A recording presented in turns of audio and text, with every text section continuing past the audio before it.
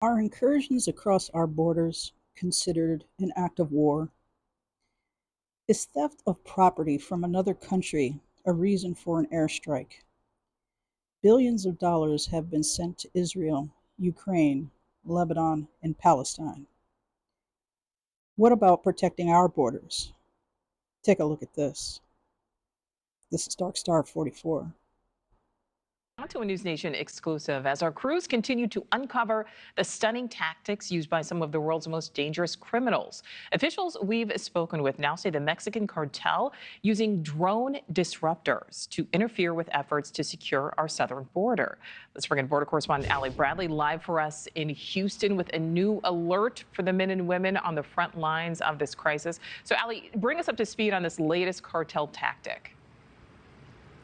Yeah, hey, Nicole, it seems like we're always one step behind these transnational criminal organizations. This time around, this alert was sent out from the Laredo sector, but it was distributed border-wide, showing that the Cartel del Noreste, is actually using these device disruptors to counter U.S. drones. So what we can tell you here is that this alert states that the device can actually detect nearby unmanned aircraft systems. It can disrupt the signal between the operator and the drone.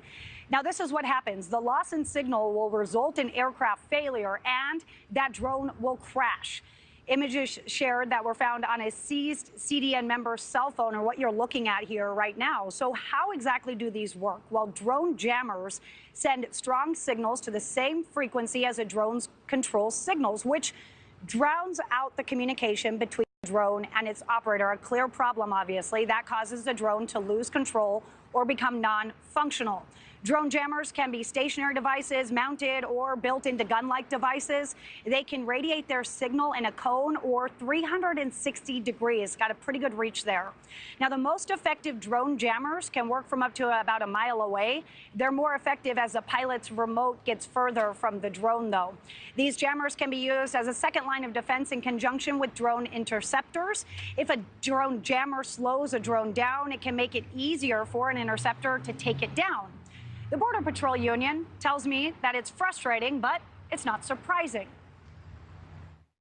It's almost a knee-jerk reaction by the agency on something that they should have been looking into a long time ago. And it takes me back to, my argument of when I get upset over the caravans. When you hear caravans coming, the agency's aware of them, but again, they don't do nothing to prepare. It's just a knee-jerk reaction. And here we have a bulletin that goes out and says, hey, be careful. Okay, well, they should be careful anyway. What are you doing as an agency to try to stop this, try to prevent this, or try to interdict individuals that obviously have better technology than us because they don't have a budget that they have to adhere to? Okay, so Nicole, law enforcement along the southern border, from Border Patrol to Texas DPS, they're using drones as well, but they're strictly in a surveillance capacity. What they're doing is they're flying those drones up. They're able to see and locate where the smugglers are, where they're operating from, and they're able to even disrupt some of those drones. So basically, the cartel is using our tactics on us. Nicole. All right, Ali Bradley live for us in Houston. Thank you. Thanks for watching. I'm seeing a significant increase in oil theft in West Texas. All my sheriffs are asking for help. Are there any opportunities to expand the FBI oil field theft task force? A Texas congressman is preparing legislation to crack down on criminal rings responsible for large-scale oil and gasoline theft across the Permian Basin. This is a threat that I'm seeing is correlated directly to the open border. I'm seeing more and more foreign nationals, in particular Cubans, that are here illegally, that are operating in this space. And so we need to, once again, as this border crisis expands, we need to get ahead of this. Representative Tony Gonzalez plans to introduce a bill as one step in the right direction. His goal is to go after the organized crime networks carrying out costly, wide-scale attacks on large and small oil companies.